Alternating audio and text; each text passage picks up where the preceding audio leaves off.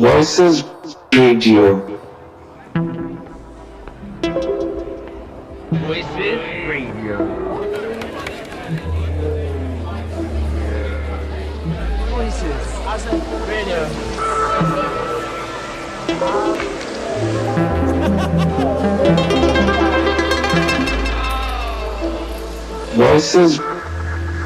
Voices Radio.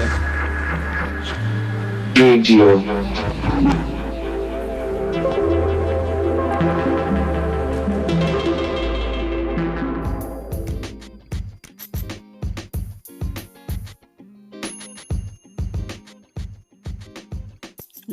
Yo, what's happening, boys and girls? Welcome to Breakfast with Sadiq Bello, available on Voices Radio on the first Thursday of every month between 9 and 11 a.m., where I will not only be playing some absolute bangers, no mash, but to wake you up from your morning slumber. But I will also be talking with various guests about how they have decided to spend their time trotting through this ironic journey that we call life. So let me start by introducing myself. Of course, I am the one, the only Sadiq Bello. Well, actually, that's a bit of a lie. If you look back through the history of the African diaspora up until now, I'm sure there has been many Sadiq Bellos before me and probably many to come after me. But I would like to think that none of them quite did it the way that I intend to live it. So in a nutshell, I am a DJ and music producer, born in Victoria Island, Lagos, Nigeria, but raised predominantly in West London. Starting out as a house DJ, I later expanded into open format, blending a myriad of genres and learning how to scratch and use effects. This would later help me develop my own style. But for now, as I have said, tune in as I wake you up from your morning slumber and get you out of bed and prepared for another beautiful day ahead. Now, for those of you who are listening or streaming back from Spotify or Apple Podcasts or any other medium, then feel free to like, subscribe, and follow me for more info at Sadiq Bello. That's at SADIQ B3LLO. The 3 is there just because I want it to be a bit quirky. Once again, that's SADIQ B3LLO. Okay, so let's get into it. Right, okay, yo, boys and girls, welcome to Everyday People. It's your host, Sadiq Bello. I'm here with one of the finest DJs, person that I know, who I like to believe is one of the only people that I can actually admit that plays house music better than me. Of course, for those of you who are just locking in, I've been doing this Everyday People show for 2 years now on Voices Radio. And sadly, this is going to be my final farewell as we move over to Caviar Radio, which is a station that I set up myself. And considering the first time I did an in-studio ad hoc slot when I was doing a back-to-back with someone in the studio, the first person I actually did it was with LJ Shellings. And so this is the person I've chose who I think is most fitting to be the last guest on my show to close it all out. So, LJ, you there? You want to say hi to the people? Hello, everyone. Thank you for having me, mate. It's a big honour of mine, as it was the first time we went to the studio together. So I'm Nice. privileged, genuinely. I'm genuinely privileged. Thank you very much, mate, for having me on. That's very nice. I mean, thank you very much for actually coming. I still feel like I have massive imposter syndrome. Like when I'm asking people to do stuff for like my podcast or a mix or whatever I'm doing, and like they want to come on, I almost feel like I feel so grateful because to me, I'm just like, oh, I'm just talking, I'm just having a conversation. But then when they're like, oh, I really want to come on because like I like the way you talk or whatever it is, I'm like, oh, thanks. I feel honored. So thank you for giving me, the time of day to That's even okay. like to sit here. No, don't be silly. You got anything you need from me, I'll always help you. You know this. We're boys.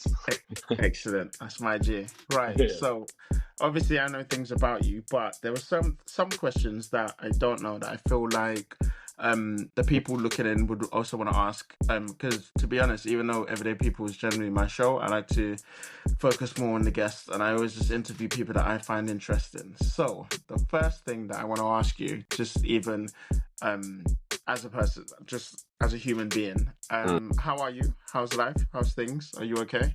I'm good, yeah. I'm busy. I'm busy and tired. I'm coming off a I mean, you know, and a lot of people know me when they see me. They're just like, the work rate's crazy. Yeah.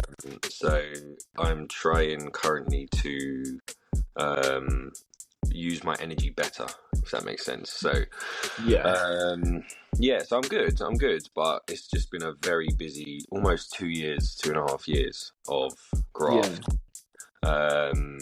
Of, you know, you get these opportunities, and for me, I'm not one to miss an opportunity. If you give me an opportunity, I grab it as best I can and run with it. So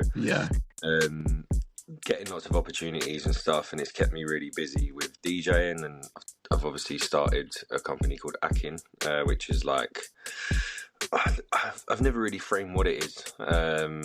It's a brand, it's a brand, right? But it's like, I think I'm quite good at, let's start this thing, because I knew I wanted something a little bit bigger than me, I guess, or something a little bit more, I'd say maybe cohesive and like collaborative. So obviously I can DJ and I do that all the time, but it was like, there's lots of opportunities and spaces and gaps to work with other people, which I tend to find myself doing anyway. So most things I end up, I quite like working collaboratively, you know. So kind of started like that, and obviously we run a monthly takeover of G-Shock Radio. Big shout out to Nav for having us on there, because that's been shout out, Nav. Yeah, Nav's one of my favourite people, man. He's very like, I think if I said he's like a father figure, he'll kill me. So I'm gonna say he's like, you know, a very wise older brother, like a role model. Yeah, that's a very good way to frame it. That's what I need you around, Sadiq. He's a very good male role model and someone to learn a lot from. And he sees me quite a lot of times at G-Shock Sundays, and often I would have played a Friday night, maybe a Saturday daytime set somewhere, and then a Saturday night, 4 hours, and I'm back in, you know, the G-Shock studio in Carnaby Street at midday, and he sees me in some bad states, and he's had a few words with me at times. And it, you know, he's a wise head. He's a very wise head in the industry, and I'm fortunate to have met quite a few people like that in the last year. People that I just met through music, and they've become very good role models to be around. So I'm taking heed of their advice that I've got from them over the last 6 to 9 months. And people I can just call or text and be like, "Yo, this is happening. What do you think? What would you do?" That's been a real blessing. That's why I've got so much time for Nav. The other one I'm thinking about big time is James Fox, my boy who does Select Radio. I've had him on for Akin. He plays for us at the Amersham on Saturdays, and I take overs every single Saturday at the Amersham. I've had him on G-Shock. So they're two people that I'm very glad to have met recently, who are helping to steer me from overworking to like using my energy in a better way, you know. So I'm good. And I'm learning them lessons right now, basically. That's all right. That's very good. Nav's a very strong role model. He's actually one of the first people I called when I decided that I was going to set up Caviar Radio, because I was like, I just needed a voice who was doing it or who had done it and been like, yo, you know, is there any advice you could give? Where do you start? And one of the first things he said to me, he was like, well, you got to ask yourself why. Like, why do you want to set it up? And once you ask yourself why you want to set it up, then everything else will just kind of fall into place, because then you will know what direction to go into. So whether it says, you say, yo, I want to set this up because I want to make a lot of money, then you will know how to make decisions that will make you money. Or if you say, I want to set this up because I want to build a community of DJs, then you will know what to do to get those DJs, and etc. etc. So big up, Nav. There you go. So if that doesn't prove enough, the kind of person he is. He's a very highly regarded man. I know everyone I speak to about Nav's got nothing but nice things to say about him, and exactly what you just said. I didn't take that advice when I set up Akin, but what you just said resonates again with, like, you set Caviar up, and it's the same what I did with Akin, where it's like, I'm not really sure what this is, but I know I want to work collaboratively. Let's just start, do the thing, just start it, and where then you are. let the things happen. You know, let the universe do its thing, let the world do its thing, and see what way it goes, and just you steer it slightly. You know, so I think you'll have that with Caviar as well. You'll have an idea, I hope but so. Yeah, I think a lot of stuff's changed with me the better you go along. I'm always like, I understand why a lot of people now don't make really big decisions really early. They kind of just let it sit, you know, let it take its natural path, and then just make sure you enjoy doing it. And that's what I've done. And there you go, Nav again with great advice. He's a top man in the game, isn't he? Proper. That's the one. That whole beats. And he's got he also has, I hope he won't mind me saying, he's also got the Beats and Grind brand that he does, and that's very inspirational, because recently up until recently, so I've gotten into coffee, which I didn't really used to. I was always a tea person, and then I went on YouTube, and then I started trying to find out like how to make coffee, like good coffee, and I got myself into some rabbit hole where there's like a whole culture behind it. Like so you see how like there's DJs, bro. You know how we're DJs and we talk about like the music and then the club nights and the events and the promotions, and then you go to festivals and you do this and there's a whole culture and like this massive web of people with DJing. Coffee is the same thing. I know. They were like there's like coffee festivals and coffee parties and people go to like travel around the world to taste coffee from Peru, and I was like, yo, this is for me. Coffee was just the thing I wake up in the morning, pour it into hot water and drink. And so I respect that he's been able to sort of combine his love for music and vinyl, and also that's why he enjoys it, right? Because he's got a coffee van. He's got a coffee van, you know. That was the inspiration, because I started thinking to myself that I'd want to get a coffee van. But for me, this is the difference. So I'm not gonna lie to you. Music, obviously, and DJing, I'm passionate about. I love. Coffee, I feel like for me it would be something that would be a hobby, and I would enjoy. Like, I actually want to learn to be a barista, because I've learned how to be I was a bartender for 6 months, so I know how to make cocktails and stuff like that. I just wanted to learn how to do it, because I think it's very rewarding when you make stuff with your hands, and that's partly how I feel about even making music and DJing. Part of the reason why it's so recording is because you're doing something with your hands as opposed to like just typing. It's a real thing, not just typing. Exactly. You Mate, know, this is another reason why me and you get on, and this is another reason why we both like Nav, because I don't know how well it is known, you know, but I know a lot of DJs party alongside the DJ, and a lot of people will know for me, I stay completely sober when I play. You know, there's a time I'll have the odd drink here or there, but generally speaking, it's a sober event for me. I don't drink, I don't do anything. I mean, I pick to party 2 to 3 times a year. So for me, coffee, I mean, it's mad we're sitting and talking about coffee, but honestly, that culture you're talking about, if I was not doing DJing, that would be me, because I'm into it, and there's another reason me and Nav connected. Because I'm a big coffee fan, man. Because if you're not playing, like yesterday, I went to football with my friends, and then at like 8 o'clock at night, me and my pal was walking through Palace on the way to kind of like start thinking about moving towards my gig in the evening. Found a place open, like we were delighted, man. We found a nice coffee place. We sat 8 o'clock at night having a coffee. My other mate with us, Isaac, he was like, "What are you lot doing, man? It's 8 o'clock at night." And I was like, "You don't get it, man. You don't understand." So that for me, starting to get into it. It's kind of essential for gigs, because sometimes you are knackered and dead, and for me, that 8 o'clock coffee yesterday really helped me later on in the evening. But Nav again, it's another reason I like Nav, because we chat about coffee. I think the first or second G-Shock takeover we did with Akin, that was the gift I got him. I went to. There's a coffee shop around the corner on Carnaby Street. Here's your free game for everyone, called the Department of Coffee and Social Affairs, just up on the right on Carnaby Street.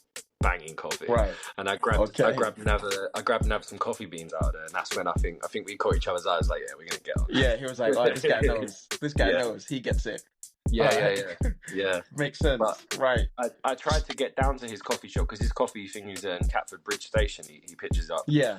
And I tried to go there one day. I think Saturday last week. I was on the line going through, and I was like, "Oh, let me see if he's here." And because I've always wondered where he was, because I've never. He said Catford where he sits. Because it's a van, it stops, right? And I sent him the picture. He's like, "Yeah, that's where we are Monday to Friday." So, and do you know what? I nearly went to see him today, because he's at West Norwood Coffee Market. So, there you go. Yeah, it turned into a Nav show, mate.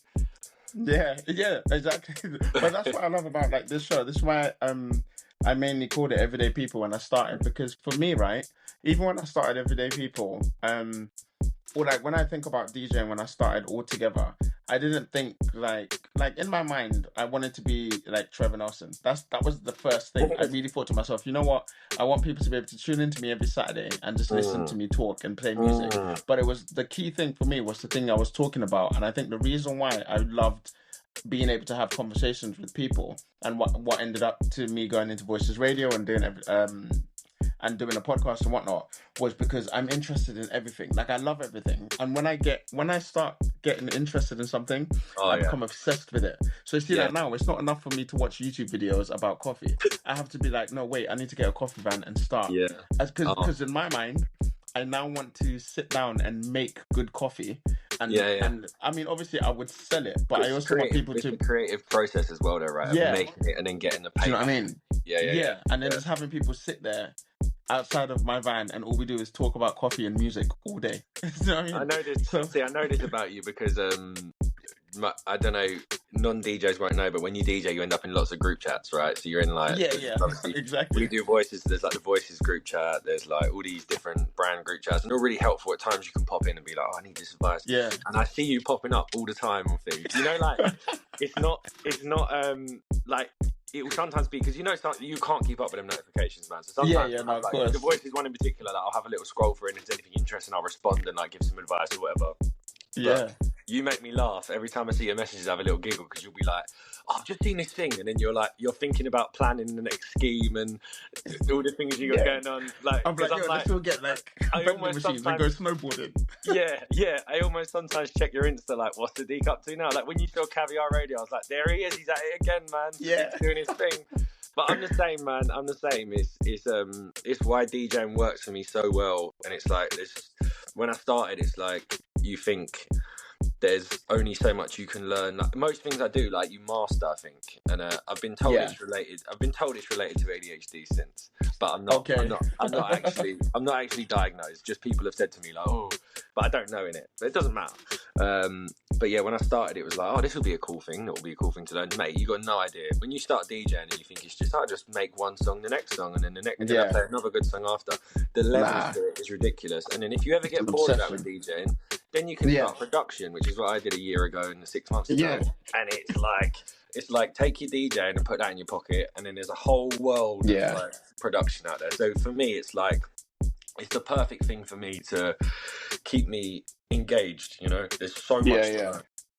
Yeah, it becomes an obsession. And I want to dive into that actually a little bit because I don't think I've never. So I've known you just over a year now. In fact, maybe even longer, about a year and a half. I think. Yeah, and I've never actually asked you how you got into DJing. Like, what made you wake up one day? However long it was. First of all, how long have you DJed for? So it kind of varies on what you class as DJing. So initially, my older brother, when I was a kid, so he was big into garage, and it was like, you know, we're from Gypsy Hill, South London, so Croydon's very local, and that's kind of like, you got Big Apple Records was in Croydon, was obviously one of the big record shops where lots of stuff came out, and almost like, I don't want to say garage was founded because that's going to start a route, so don't come at me. But you know, like, it really took off in Croydon and them kind of areas. My brother was on that, and he was on a pirate radio show called Flashback FM. Yeah. And like, he was going out meeting like Lisa Mafia and all these people, because obviously the garage kind of transcended with you know, like Creeper, you know, Solomon Bookie Creeper. Yeah. There's all these instrumentals kind of made sense from a garage sense, and then people are obviously spitting on it. So he knew all these people, so I was fascinated by it, but because I got two brothers, so there's three of us, and I'm the middle child. So so I loved it, but because he'd chosen that path, I was like, naturally, I was like, I got to do something else. Like, this ain't. But I did do it a little bit. So he had Technics in his room. So what I used to do was, when he'd leave, I'd be on his deck.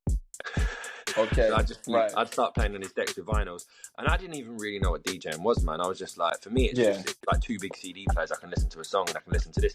Oh, and when I move this dial, it goes faster and slower, and it makes a higher pitch and lower pitch, and you know, you just don't know. And it wasn't really YouTube like that to be looking things up. So you just kind of pick it up from that sense. So I kind of learned a little bit just from like secretly watching him, what he was doing, but not letting him know that I thought it was sick, because obviously I can't. You were actually interested, so I DJ'd a little bit of vinyl then, and I went to studio with him a couple of times, and he used to do things locally, like, because he had like a group of pals who, I think it was a time when So Solid were big, and you had Morefire, and you had all these crews, so he like formed his own little group of locals, and he had like a couple MCs and stuff, so he'd always DJ. So that's kind of what like opened my eyes to it a little bit, and I think it's why I'm so like rap based, because one of his friends was a guy called Jermaine, who is was his age, and Jermaine's little brother is Cassio from Crepton Conan.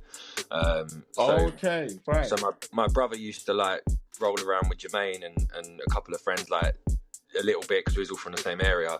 And then all the younger brothers, like me, it was basically me, Cassio, and this Portuguese kid called Fabio. We were like our own little group doing our own thing as well. But it wasn't really music based. It was all just kind of like, you know, you're growing up in a council estate in South London, you're doing things you shouldn't be doing and stuff. We were just running around doing, you know, nothing major, but just silly things. So that's kind of what got me into it. And obviously then Cassio started MCing. We kind of like went to different secondary schools then, so we kind of like grew apart. We didn't, you know, we still see each other. I saw him a couple of weeks ago outside his house, outside his mum's. So that's kind of the origin of where it come from, but I didn't do too much with it. And then so I knew quite a lot of it. I knew the culture, I knew the people, I knew everything, but it was like my brother's thing. And then when I'd never DJ digital or anything like that. And then when COVID happened, I was in a situation where a family member was at very high risk. So we had to, at home, we had to completely self-isolate and stay in the house. And I mean, like, we couldn't leave the house once. There was no walks. We could not leave because of the high risk family member at all. So I was like, I'm sitting here going mad. There's only so much. Like, my garden was like a Chelsea flower show garden, mate. My lawn was like Manchester City's pitch.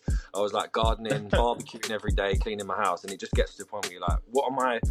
You know, I've got kids as well. So like with the kids and you're working all the time, you don't really get time to do your passion. Play around and stuff. And I was like, you know what? I've got an opportunity now to do something. And my birthday was coming up in July, and a few of my friends put some money together to buy me a DDJ 400, and I had like a 10, 12-year-old laptop as well.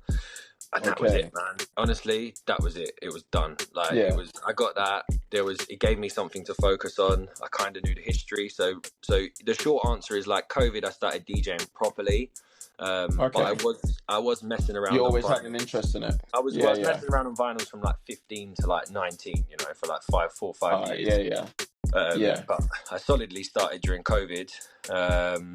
And you know, that's when it was like, this is for me, you know, this is something for you. Yeah. That's all right. I mean, considering you started in COVID, that's very you've done really well for yourself, to be honest. If that's in the space of 4 years, I mean, you've got a residency that you play at, and then you're also doing the takeovers on G-Shock Radio and all of these different things. I'm like, it's quite a good spot to be in, because a lot of the times I'll get, like, I've DJed for a long time. I've DJed for about 15 years now. And I'll get people who will say to me, like, they'll holler at me and ask me advice about, like, you know, how do I get gigs, or how do I get people to listen to me, etc., etc. And I find that you've kind of like, you've done that, and I'm pretty sure same for you. You probably have people holler at you and being like, yo, how can I get on and put me on? Because if you're doing takeovers on G-Shock Radio, like, you're putting people on, and so to be able to put yourself in that kind of position in 4 years, I think that's something you should give yourself credit for. Because a lot of the time it's very hard to do. You know, especially with DJing, it's a bit different, because with DJs, it's a very narcissistic passion when you think about it, because you don't need anyone but yourself. It's just you mixing and making music and playing it. And so, like, to give you an example, when you ask most actors who their favorite actors are, they'll give you they'll say someone like, you know, Robert De Niro, or someone like old school, and or like director, they'll talk about Quentin Tarantino and great and whatnot. Whereas with DJs, if you say to them, oh, what's your favorite mix you ever listened to, they'll send you a mix they've made themselves. Like, this is true. Very like narcissistic art form. And so the fact that you've been able to not just like focus on yourself, or you've done really well for yourself, and now you're like, well, look, I need to make something that's bigger than me, which, correct me if I'm wrong, but that sounds like that's what I can become. I think that's something you should give credit to, because then you haven't succumbed to your ego, and you've actually been like, well, I'm going to use this to help people, because I'm now in a position where I can do that. You know what I mean? It's an interesting. I've never really seen it through that lens, but you're quite right, actually. It is. I don't think. And I don't want to think I'm like that. I just don't think I've ever been like that. It's my favourite mix for the record is there's a Follamore mix at Sugar Mountain. It's a Boiler Room Sugar Mountain set. My God, like, everything just bangs. It's just like, it's not just the bangers, it's the way the sounds make sense, and one, like, the vocal, kind of the key matches, and the next trumpet comes in. Like, it is a piece of art that I tell everyone. I'm like, if you want to know, like, if you want to know a proper good set, like an amazing set to listen to, that Yeah.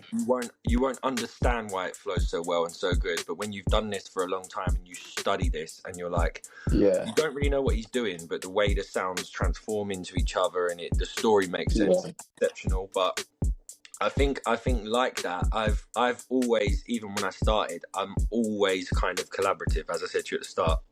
So maybe that's advice. Maybe it's like, be less about yourself, because I'm all about other people. Like back to backs are my favorite. The back to back we did in the studio, I still think about at times. It was sick, the first one I we love did. back to backing people, all the time. Because you just learn so much things from them as well. That's it. You learn so much, and I think you get places a lot faster when you kind of. I've always had the attitude, and the thing I notice it amongst friends of mine and stuff. And one of my big red flags for allowing people into my life is like, if I ask someone about something and they give me an answer that they don't know, I'm always like, all my friends are very good at saying, I don't know, and just saying, I don't know. And like, one of my common answers I say to people a lot when they ask me things is like, I don't have enough information. I can give you my logical, I think this answer, and say like my opinion. Like if I base logic on what you said and apply my experience, this is the answer. But I'm not saying that's factual. But I try and be very collaborative, and maybe that's what's got me places. But the big thing when I started was I understood that I was brand new and I didn't know anything. And when I got to a point that I felt confident enough mixing, I was like, this is great, but there's no pressure. So now I need the pressure. I need pressure from a crowd, because it's completely different, right? I actually had a mindset of like The Sims. You know the game The Sims? Yeah, so it's weird. No, yeah, because I'm trying to figure out where we're going to go with this. Yeah, it's good. I like the fact I know The Sims, But my logic like the actual game. Like, I want to be doing this professionally. I'm not, I know something I've learned about people that I've met is like, I thought everyone wanted to be like big world touring DJs. That is actually what I want to do, and I'm not, I don't think that's a bad thing to admit, but a lot of people I meet, it's proud of it. That's my goal, but a lot of people I meet are like, no, I just want to like play cool parties to my friends and stuff. And I've even learned from that a little bit. I'm like, actually, that is that's enjoying the journey, not the destination. But the Sims thing is like, if I want to get there, and it's similar to other parts of life, I need to take small steps to get there. So in The Sims, when you apply to become like the football player or whatever it was, you first get a job like as the kit man, and then you have to work your way up. That was my theory. It was like, I want this, I want to get to there. I'm currently here, like mixing in my front room to my kids, or like, my mate Darren, actually, who's a real old school like acid house DJ, has an online radio show, WhoDaresSpins.net, still runs it, and he still goes live all the time. I had him on G-Shock a couple months ago. So he gave me some online sets to do there. But my thing was like, I need a crowd. So what I did is I started reaching out to people like pubs, bars, like no DJ wants to do a pub. So a lot, but there's a different type of person. So for me, it was like, what are the lowest hanging fruit here I can get? What's the gigs that like are the most attainable right now? So it was like, let's do pubs. So I bought the kit, I bought some speakers and a booth. And my first set was like, one of my mates came with me in the day to buy the kit, and we went to like Sutton to a pub, and I played to like 4 people, and I was like, that was when I knew I could do it. And then I was like, cool. And once you've done it once, then it's like, now I just need to do more pubs. And I remember the first time I got offered an all bar one, I was gassed. I was like, sick. I'm not going to play a bar. I've made it now. Because the pubs were like older people, so you're having to play. It's why I've got such good range though, because I was playing 80s, 70s, 90s through to cheese, through to this, because it was I wanted to learn how to mix everything.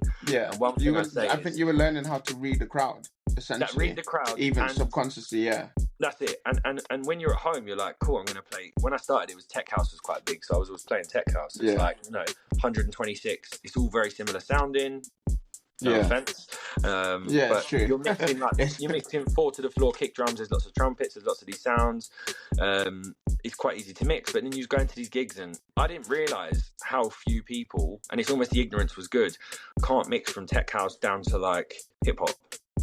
I didn't know. There's a skill. Because I didn't know that was not an easy thing to do. I was at a gig mixing live, working out how to do it, and then I just worked it out. So that's when, and then I moved to things like all bar one, and I was like, cool, now I can start doing like more like modern music to younger crowds. And then I always remember one time, this agent I had rang me and was like, oh, if you want to tonight, the money's terrible. I think it was 120 quid. Yates in Colchester, and I was like, that's a club, that's a club. I was gassed. I finished work, I drove up there for like 3 hours to do a 3-hour set. Had like the best time, nearly fell asleep on the way home coming back because I was so gassed. But it was that's like, insane. That was my first club. My first club was Yates Colchester. And the staff were like, mate, you're pretty good. Because I think a lot of people didn't really care. They're like, it's a Yates. But for me, it was a massive thing. To, like, It's like, this is a big thing. And that's one thing I think I pick up a little bit from people who ask me these questions. I'm kind of like, I know everyone wants the like boiler room and everyone wants the big club and everyone wants that, but like you have to take small steps to get there. So I recommend to people, I'm like, go to your local pub and say to them, you play for nothing on a Sunday and just get the crowd or Saturday night. Just do it for fun.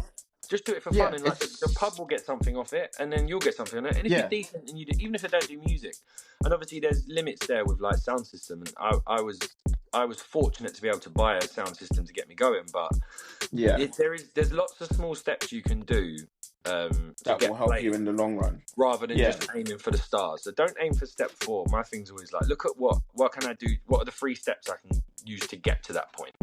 So I think that's probably why I've progressed like I have, because I for like, and this is what I said about the work rate right at the start, it's like for 2 and a bit years now I've pretty much said no to nothing. You know, I've done clubs recently. I mean, you work hard. You're always out. In fact, most of the time when you really think about it, when we were trying to even before I came down to the Amsterdam and do the gig with you, for instance, like part of the reason why it took so long for us to back is because I was always doing gigs and you were always doing gigs. So every single time that you, like, I remember you asked me to come down on Saturday and I'll be like, I'm at Old Blue, I can't. Like, I'm here. Or like, even when there was a time you asked me to do a Sunday, one of the takeovers, one of the G-Shock Sunday takeovers, and I couldn't do it because I was doing an ad hoc on another station. And so it's like we keep missing each other. But I find that, I mean, you're doing everything the right way, and it's similar to what I did, because when people ask me these questions, they're like, you know, how did you get to where you are, or how do you do this? I'm like, it's because I never say no to anything. I just do it, and I learn on the spot. And one of the first things I say to people is, if you can, find yourself a residency, even if it's on a Tuesday at 7 o'clock. Doesn't matter. Do it. Because what will happen is, in fact, people will appreciate you more. Because if you can take a Tuesday that's 7 o'clock and make it feel like it's a Friday at 10 p.m., that pub will constantly call you back. And what will happen is, the way DJs know other DJs, pub owners know other pub owners, etc., etc. So eventually, all the other pubs will start asking each other, yo, who's a good DJ we can hire? And they'll just pass you amongst their friends. And now, before you know it, your CV has built up as a DJ of doing all of these venues, and then you're known all over South London or all over East London or wherever it is. And then a festival might come into town and decide, yo, we're doing a festival in South London. We're going to have a lot of South Londoners. Who can we get? And all of a sudden, LJ Shellings is now. LJ Shellings is now on the, and people are like, oh, how did you play in the festival? And it's like, well, I did the work. I did the groundwork. Yeah, that's it. There's no shortcut. There's no magic. Yeah, there's no magic formula, no shortcut. And it's funny you mentioned about actually taking tiny bits, because even with Caviar Radio now, I was so I've tried to set up Caviar Radio before. I've wanted to set up a radio station since I was at uni, and that was years ago. This is like, I'm showing my age now. This is like 10 years ago. I wanted to set up a radio station, and I kept telling myself, oh, I'm gonna wait until I have a studio. I'm gonna wait till I have a studio. I'm gonna wait till I have a studio, and I could never afford a studio. And then it was only when I joined Voices I realized, wait, hold on, I can actually do some of this stuff pre-recorded and just schedule it myself. And so now, when people listen to Caviar Radio, one of the first things they say to me is, oh, well, who's DJing now? Who's on the station? And I'm like, listen, I pre-programmed all of it. I stayed at night. People sent me a pre-record. I uploaded it, and then it just plays. And so now when it looks like, oh, Sadiq, oh my God, you've got a radio station. I'm like, what? I have a radio station without a studio, but I still have a radio station. So it's very good what you said about, starting where you are and figure out what you can do now before getting to step 4 and wanting to be, you know, Diplo or whoever. Just figure out if you could be, you know, the guy round the corner, and then before you know it, you're selling out shows in Las Vegas or whatever it is that you want to do. it. You know what I mean? Or where you want to go. We can confirm that for you, because I remember, I think we were chatting quite a lot because we done a back-to-back together around the time, and then I think the next time I came to the studio, you were the producer. So obviously, right. So what exactly? These are the steps I'm talking about here. It's like, you didn't go to Voices thinking I'm going to go to Voices and I'm going to start my own station. You're a producer. You went to Voices to play and have an opportunity to play, and then you're like, cool. That's what it was. Really... And while we're on the subject, I know you're like, I love Voices. Voices is the best radio station, man. It's just the community there's unreal. The guy, Toby Kit and all the guys that run it, Maria and all them guys who are like heavy there, like they've got a real good community. And like, they're the type of people that, when I'm pulling back a bit now and starting to say no to things, these are the people I want to get more connected with, and because they're just good people with a good radio station, with a good community, and they do really good things. And it's like you went there to play, and it's the radio station I've had the most opportunities off the back of. I've got paid gigs off the back of Voices, and I've only ever had a night show. I've done cover for day shows. I've never had my own day show on there. I had one approved by Toby once.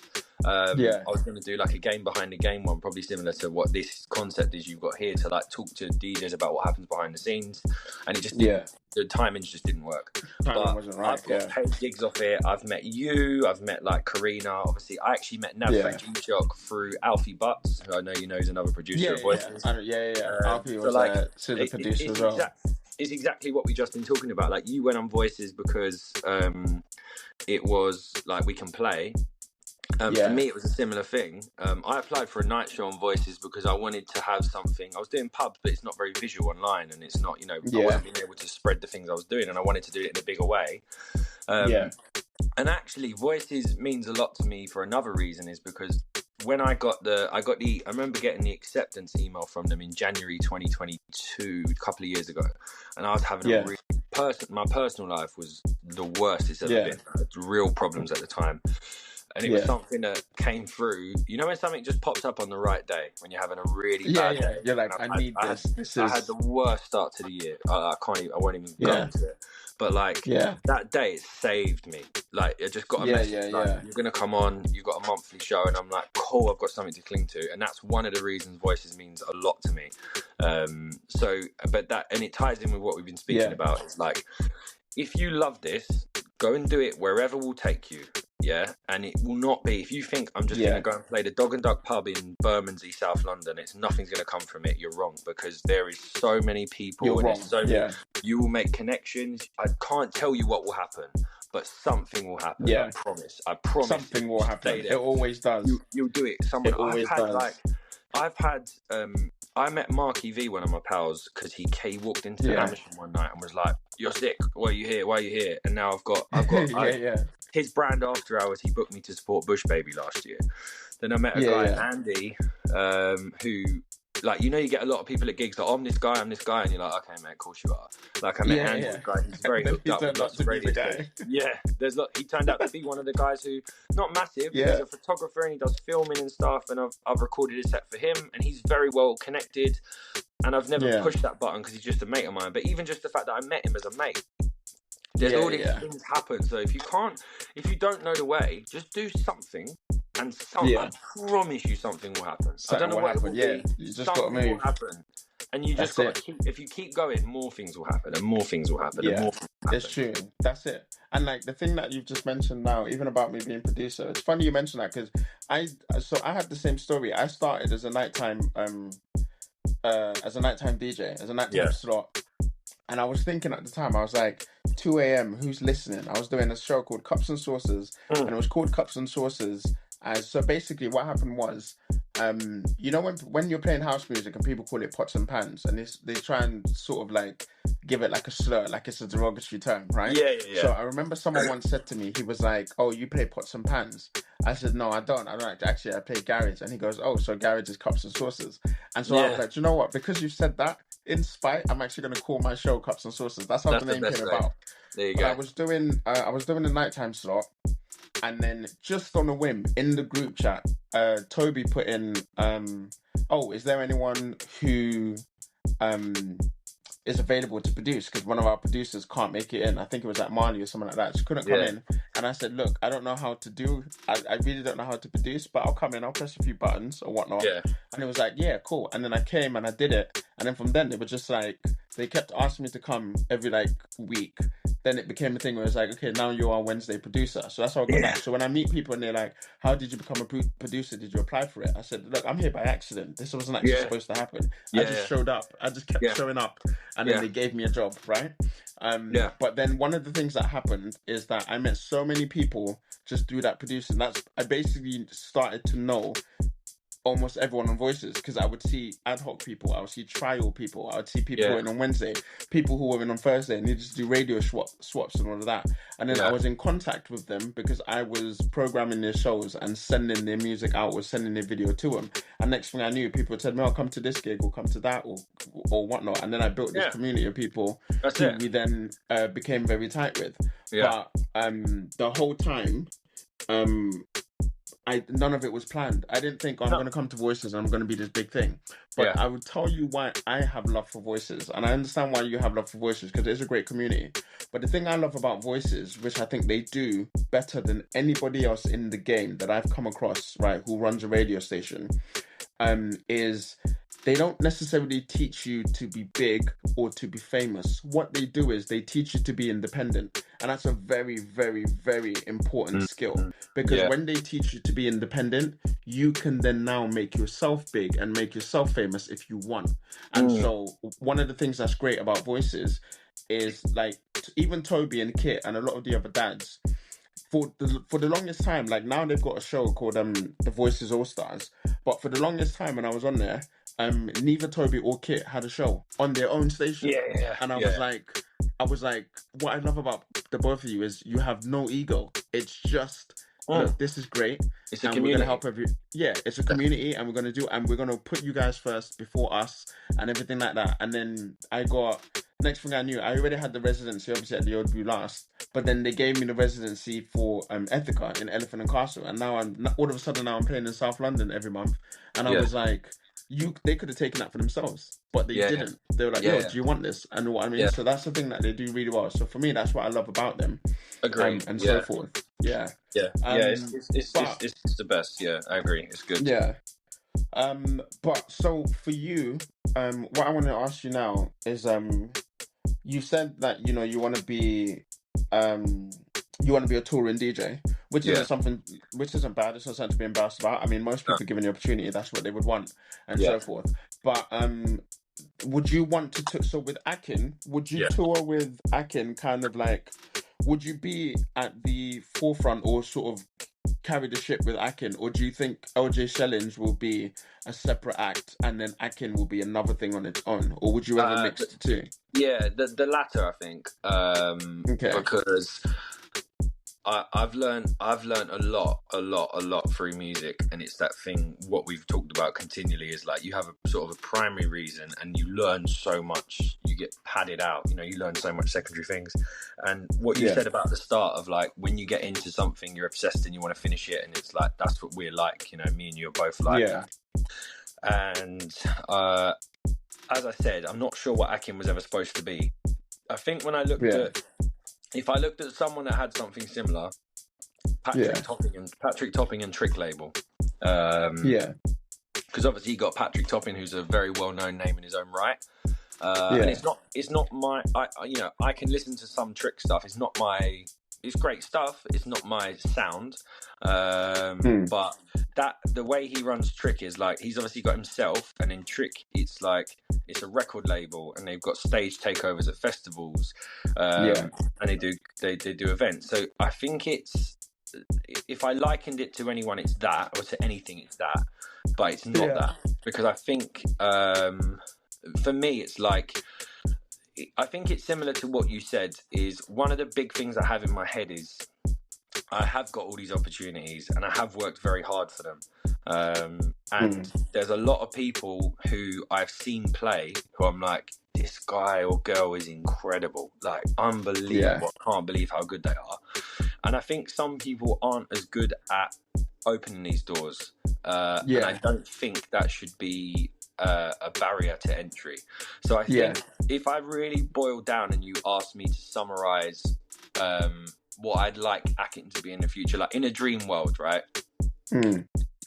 I'm, you know, I don't know what success is for me personally, but it's like if I could earn a living from music and spend my day making music I love and spend my nights playing the music I love to people, that's probably actually my dream. And I'm not sure what that means financially or whatever, like, but that's what I want to be able to kind of like.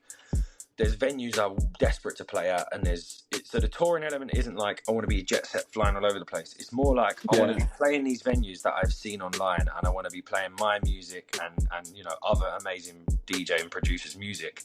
And that's for me. And then the second part of that is I want to be able to take Akin to places like that. And introduce these DJs who, not just DJs who maybe aren't as good at opening the door, but guys who are just so good, you know. And I try and give these you know, the more introverted people an opportunity, because I'm very introverted myself. Like, you know me very well, and I speak to you like now very open, but people don't know me. I'm very quiet. I don't generally speak to people unless you see me at a rave and I'm having fun, in which case, not guilty, that's me.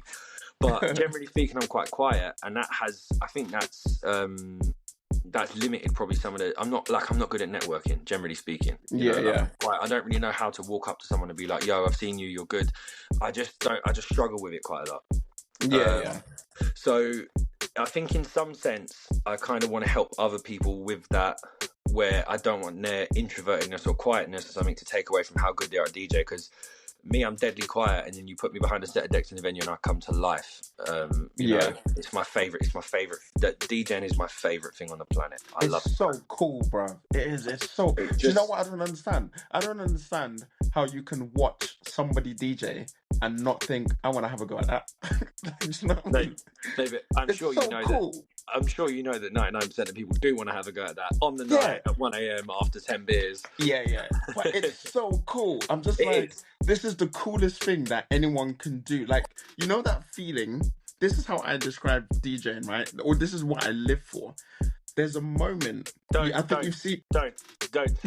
live by this, and you've seen me share it so many times, and it's in my highlights on my Instagram. Did you write that? Did you write this, Sadiq? Yeah.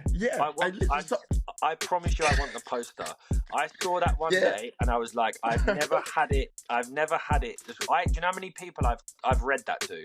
You know, I post it on my story like once every 3 months. You've seen me post it, right? Yeah, I've seen you post it. I'm telling you, bruv, that was the only way I could describe it. I was like, there's a feeling. There's that moment. Like, literally, even now, when you drop, like, when that drop. We need to give this the big intro. So I'm going to give it an intro, and then I went, do you know the quote in Forge? You need to get it. Have you got it?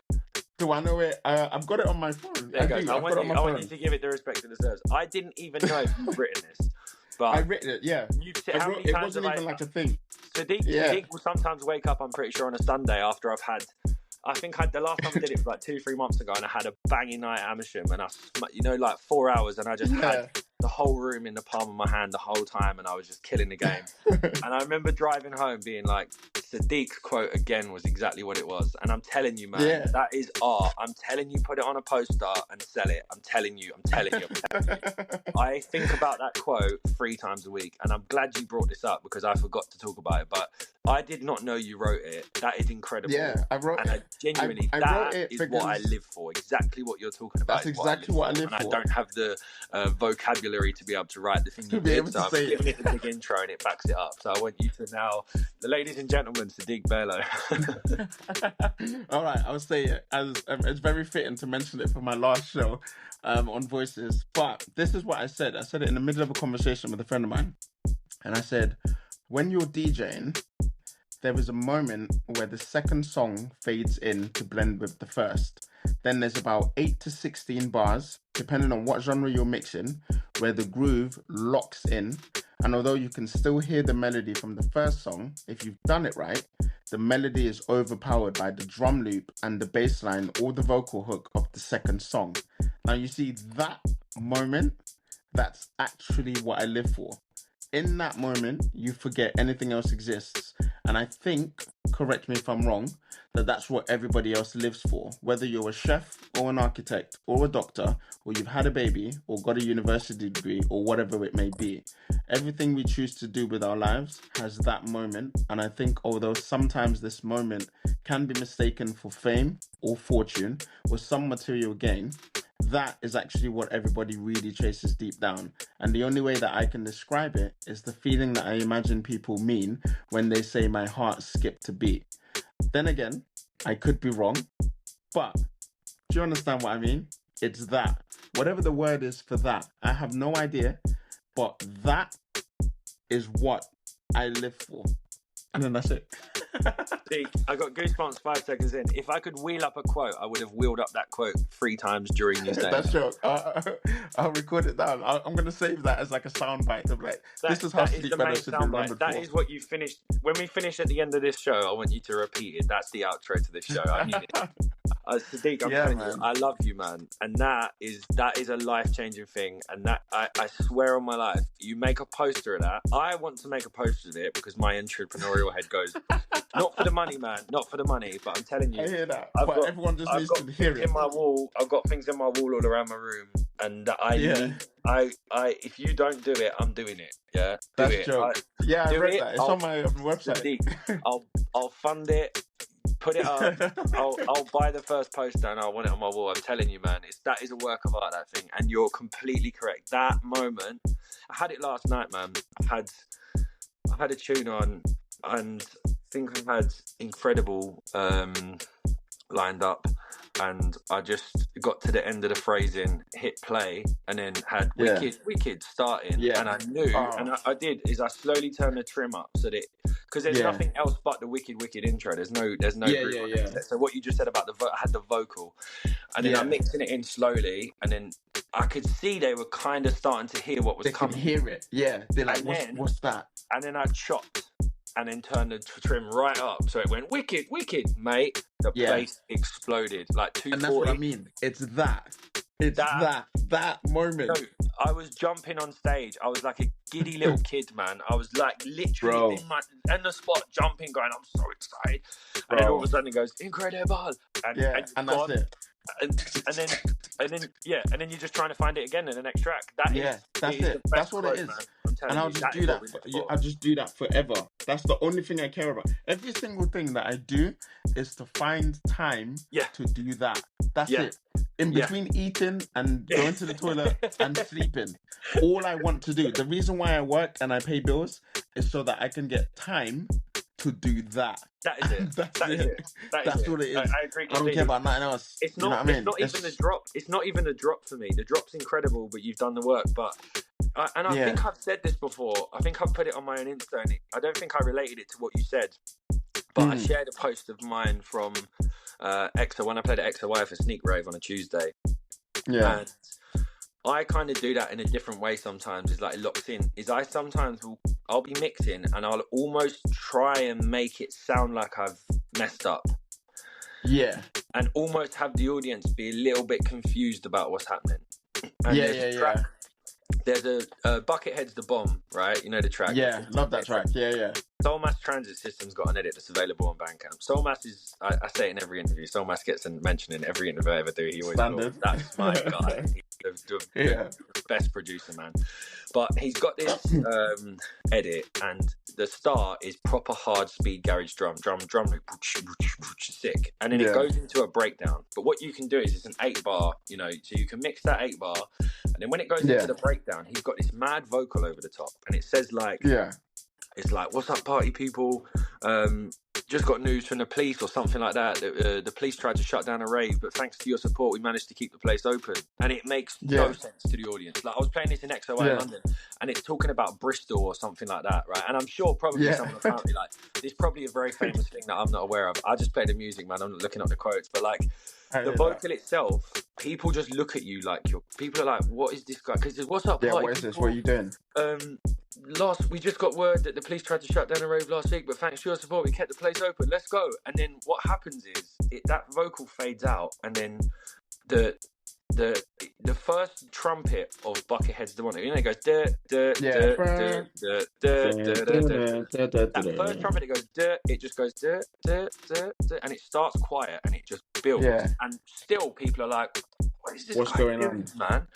And then all of a sudden, it like the trumpet comes all the way up, the filter comes off the drums, and you get duh, duh, duh, duh, duh, duh, duh, and it goes on and on to the brick it down. It's on. I can imagine that. The dirtiest bass line comes in, and I got a video of it on at XOA when I did it. And the jokes thing is, my cameraman was at me on stage. I did it, and I know a year ago I couldn't have done it. I wouldn't have had the confidence to do this, but he does it. And as the camera pans up at me, you just see me smirking because I'm in that moment. Because you know what's coming. I know what's coming, and no one else. And then it pans across, and it actually shows two of my friends in the, and even they're looking at me like, "What is he doing?"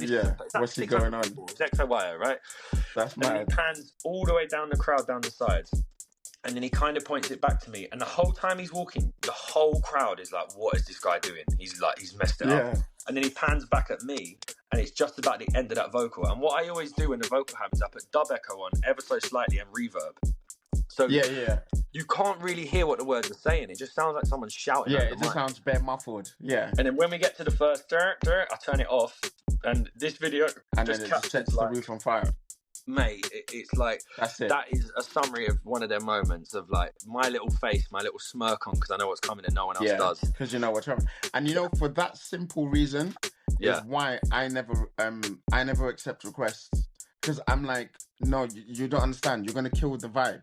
Like part of the reason why that happens and everyone goes nuts is because I've convinced you that I've messed up. And then all of a sudden, I set your heart rate on fire, and you never saw it coming. Whereas if you ask me for a request and then you hear it coming, it won't feel the same. It just won't, you know exactly because you know it's coming. It's like someone telling you, it's like me asking you, tell me a funny joke, and you tell me a joke I've already heard. It's not funny because I've already heard it. I know the punchline. You know what I mean? Or if you say to someone before they leave, like, would you rather request a song and hear it, or out of nowhere on the dance floor hear it? And it's like, that's the gamble. Some people need to take that gamble more and be like, maybe he'll play it, and if not, maybe he will next week, and maybe he will the week. Maybe he will next week. He won't. You just keep coming. But just enjoy it. Just enjoy what's happening. Yeah, just enjoy what's happening. You have a better night or a better time, you know, and that's that. But yeah, no, that's sort of that. What's it called? We're coming to the end now. Well, we're coming to the end of the interview section. The show's obviously going to carry on for another hour because I'm going to play music after this, and then people can listen. But yeah, do you have any final thoughts that you want, like people to remember you by, or anything you want to say to, you know, our listeners that are locked in, that they should know of you? Anywhere they can find you, your socials, whatever you want to say. This is your time. I'm gonna do my socials quick. So my Instagram is at LJ Shellings. Should be pretty straightforward. If you want to check out Akin, it's at Akin_LDN for London.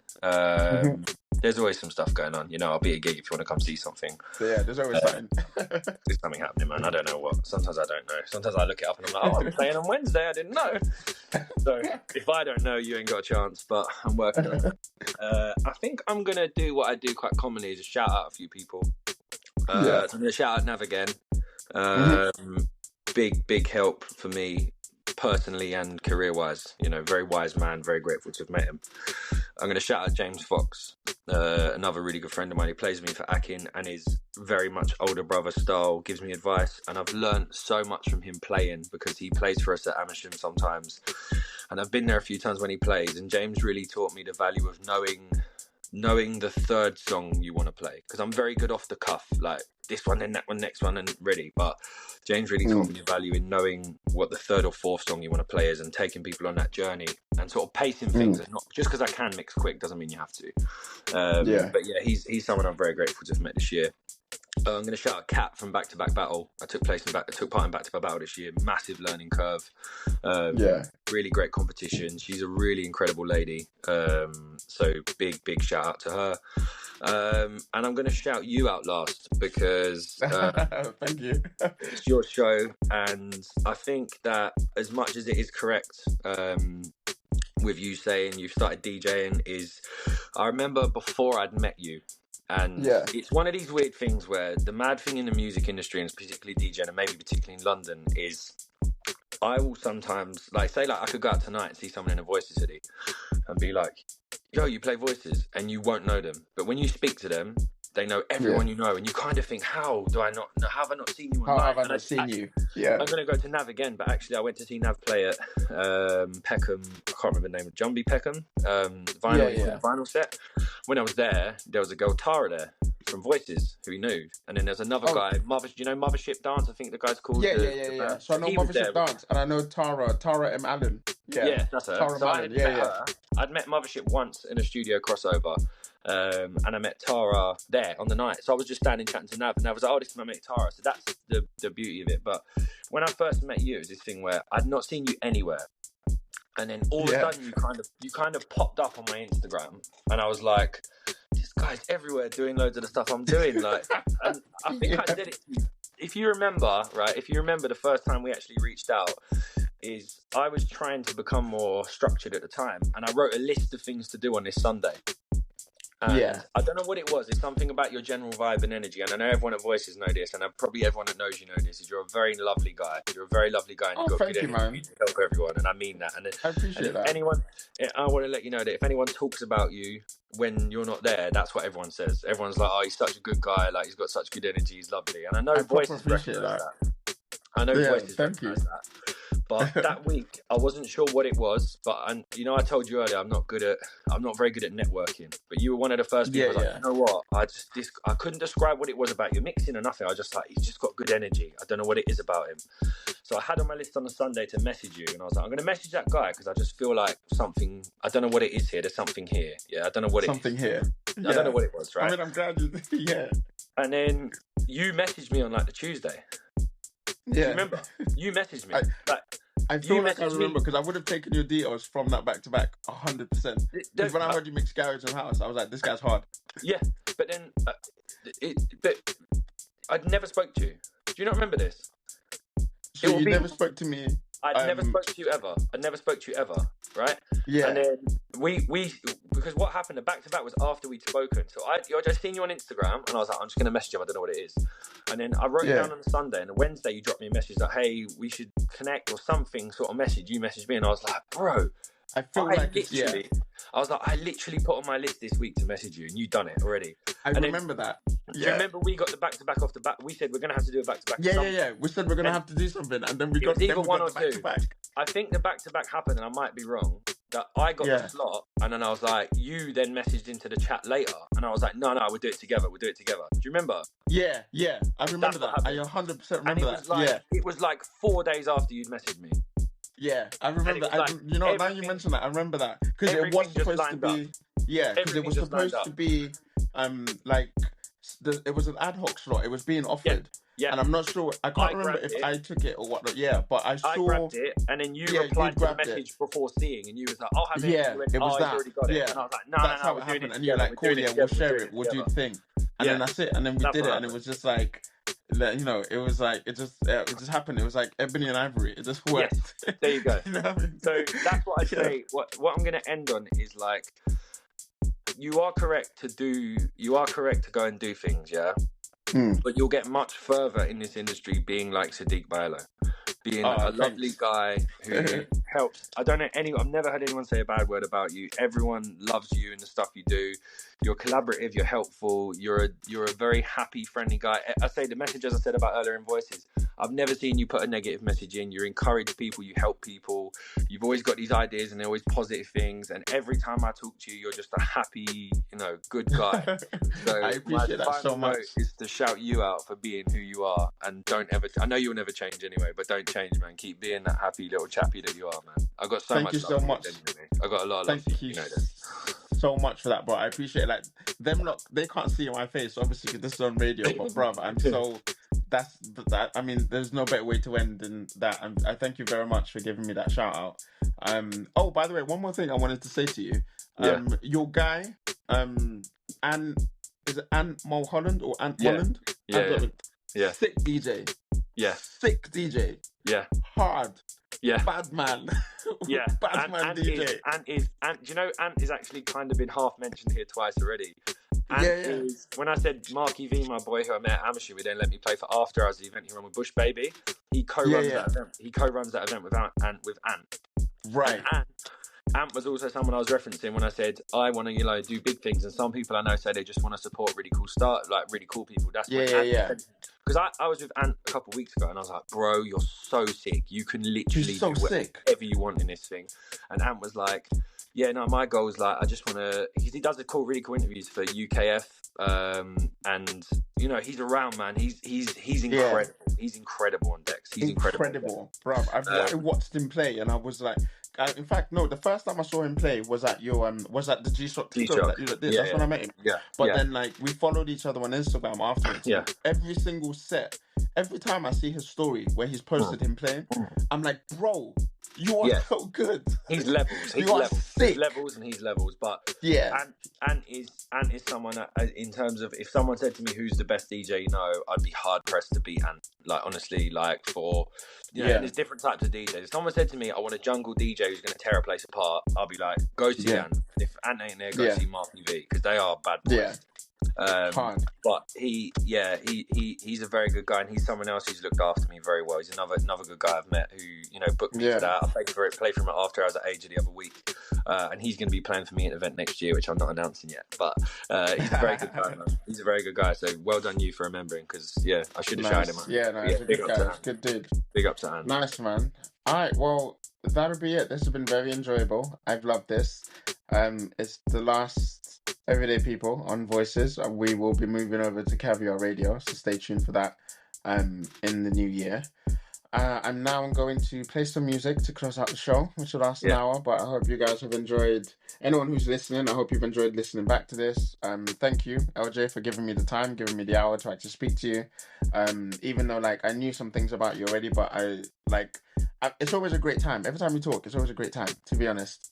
So thank you for giving me your evening to be able to do this. We'll see you guys around. Get that. That's all. Get that. Yeah. Get that poster made, mate. I need it. I will. I'm gonna make that poster. I'm gonna send it to you. I'm gonna make one personally for you. Yes. Sign it, please. I want the first one of one.